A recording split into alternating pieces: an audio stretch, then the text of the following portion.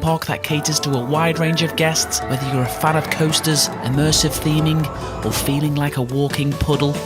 Hi, I'm the Frugal Brit, and for this video I'm going to provide my hopefully not too controversial top 10 ranking of the best rides at Universal's Islands of Adventure, so buckle up and get the ponchos ready. At number 10, I've gone for the High in the Sky Seuss Trolley Train Ride, located in Seuss Landing near the gates for the Lost Continent. This is a slow-moving trolley ride that slides along elevated tracks throughout Seuss Landing. Not the most exciting way to start this list, sort of Universal's answer to the People Mover, but with narration that tells the story of the Sneetches.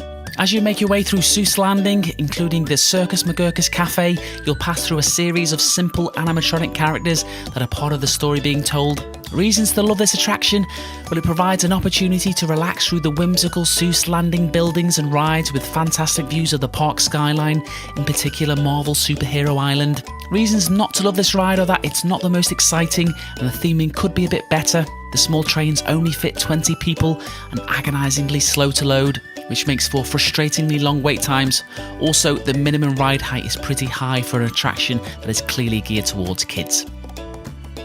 For number 9, we have Dudley Do-Right's Ripsaw Falls to the west of Toon Lagoon, one of 2 water rides in this land.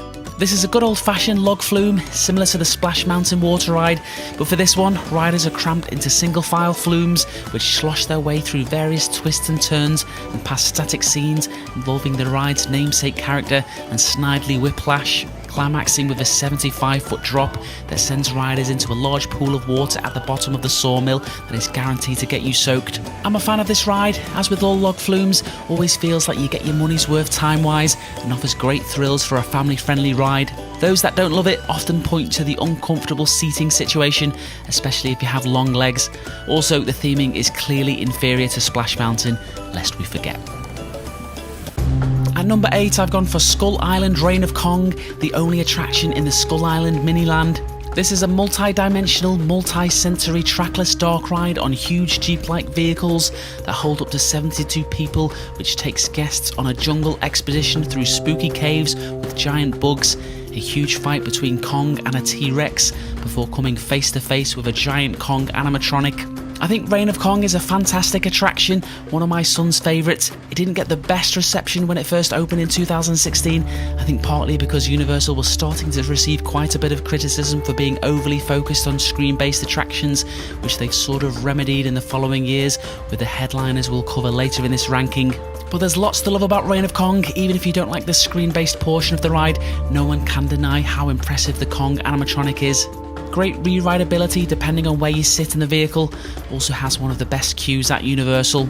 Some reasons not to love Reign of Kong are that, yeah, it is largely a screen-based attraction, but I think the most disappointing aspect of it is that it doesn't quite live up to its Kongfrontation predecessor from Universal Studios. For number 7, I've gone for Popeye and Bluto's Bilge Rat barges located in the middle of Toon Lagoon.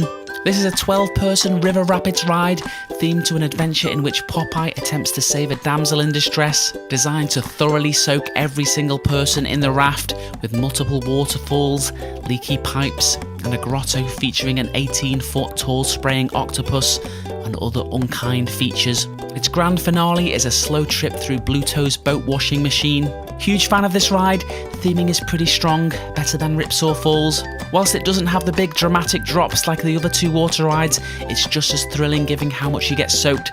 I always enjoy the Russian roulette of who's going to get the most soaked in the family. Also a fan of its relatively short wait times. But it is a bit of a polarising ride. I think it really comes down to how much you enjoy getting soaked at a theme park. If not, definitely one to avoid. Instead, you should just enjoy the suffering from one of its many viewing areas. If there's a theme park water ride that gets you more soaked than this, I'm not aware of it. Next, at number 6, we have the Jurassic Park River Adventure, located right in the heart of the Jurassic Park Island.